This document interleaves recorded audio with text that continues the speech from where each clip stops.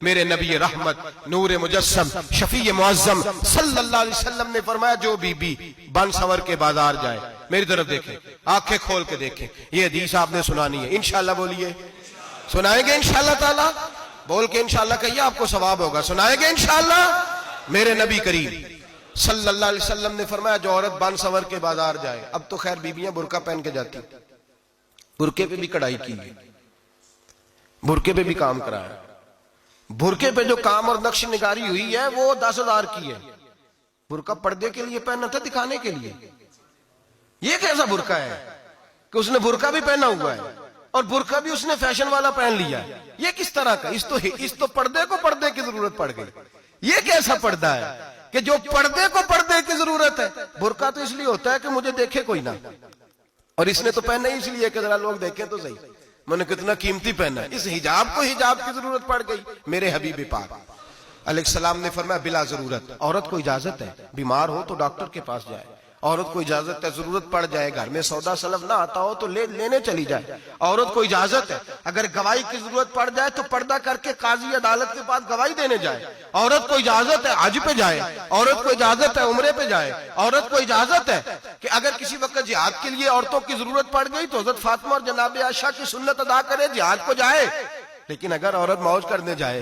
اور روز کہے وہ دیکھیں نا فلاں پارک میں تھے آپ تو کبھی گئے ہی نہیں، فلاں جگہ تھے آپ کے پاس تو فرصت ہی نہیں، فلاں میری سرگودے والی بہن کا خامن تو روز لے کے جاتا ہے آپ نے تو کبھی توجہ نہیں فرمائی، روز پیغام دیتی رہے۔ میرے حبیب کریم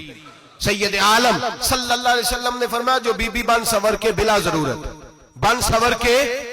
ضرورت بازار جائے،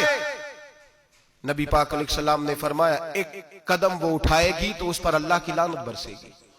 فرشتوں کی لعنت برسے گی، زمین والے لعنت برسائیں گے، آسمان والے لعنت برسائیں گے۔ اور میرے حبیب بولے تو فرمایا جب اللہ کی لعنت برسے گی تو میں بھی اس بی بی پہ لعنت ہی کروں گا جو بی بی بن سور کے جائے۔ اور آگے سن لیں، میرے حبیب نے فرمایا اگر اس کا خامد راضی ہو اس کے بن سور کے بازار جانے پہ، آپ ناراض ہو جائیں، اللہ کرے اس بات پہ ہو ہی جائیں اور اللہ کرے بدل جائے نظام، جو خامد خود میک اپ کرا کے تیار کرا کے پارٹی میں لے کر کے جائے، جو سامنے والی فرنٹ سیٹ پہ خود بغیر نقاب کے اس کو بٹھائے، جو موٹر سائیکل کی پشت پہ خود تیار کرا کے بٹھائے اور جو خود کہے تو چلی جانا جا، تو شادی بھی تو دیکھا، فلاں کام بھی تو کرا، میں آزاد ہوں۔ میرے حبیب نے فرمایا جس کی بیوی بن سور کے جائے، جس کی بیوی میک اپ کر کے جائے، چیلم پہ بھی بیوٹی پارلر سے ہو کے جاتی ہے، جس کی بیوی بن سور کے نکلے وہ راضی ہو، وہ خوش ہو۔ بعض ایسے منع کرتے ہیں، ناراض ہوتے ہیں، وہ گناہ صرف عورت کے ذمے ہے، لیکن اگر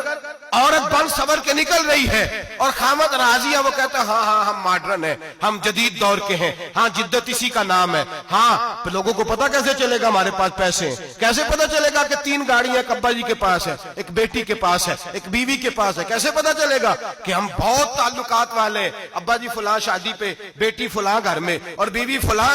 گھر چلی گئی، ہمارے تعلقات زیادہ ہے اس لیے ہمیں زیادہ جانا پڑتا ہے۔ میرے حبیب کریم علیہ السلام نے فرمایا عورت بن سور کے جائے، خامد راضی ہو،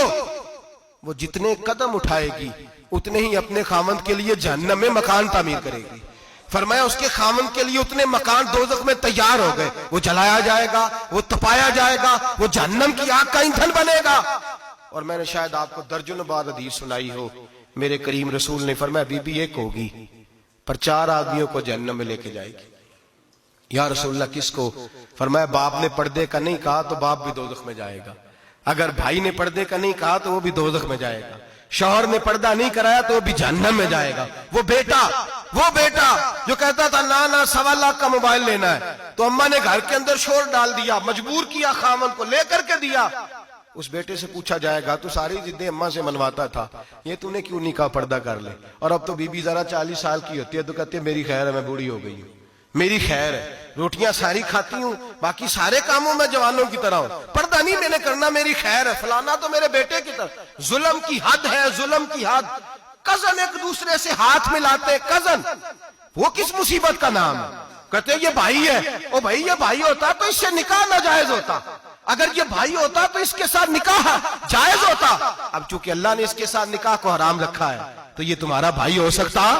میرے رسول کریم صلی اللہ علیہ وسلم نے فرمایا سور نجس العین ہے، کتا بالکل ناپاک نہیں ہوتا. کتا بھیگ جائے تو بعد اوقات ناپاک ہوتا ہے, یہ کتے کے منہ سے تھوک نکلے تو ناپاک ہوتی ہے. سور نجس العین ہے, پورا ناپاک, خشک بھی ہو تو ناپاک ہے. میرے حبیب پاک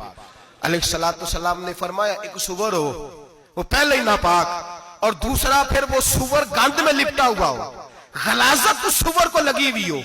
فرمایا ایک تو سور جو نجس العین ہے اور پھر وہ گند میں لپٹ جائے, غلاظت میں بھر جائے, اس کے پورے وجود کو گندگی لگ جائے. فرمایا وہ سور گندگی اور غلاظت میں لپٹا ہوا تیرے جسم سے لگ جائے تو اتنا برا نہیں جتنا غیر محرم عورت کا وجود تیرے وجود سے لگ جائے تو برا ہے. کس قدر تفصیل دی, کہاں سے بات شروع کی اور کہاں میرے نبی نے سکھائی. کزن ہاتھ ملا رہی ہے, کزن کے ساتھ بازار جایا جا رہا ہے, کزن کے ساتھ فلاں کام ہو رہا ہے, کزن کو چچا کا بیٹا بھائی ہوتا ہے. اگر یہ سگا بھائی ہوتا تو اس کے ساتھ نکاح ناجائز ہوتا. خدا را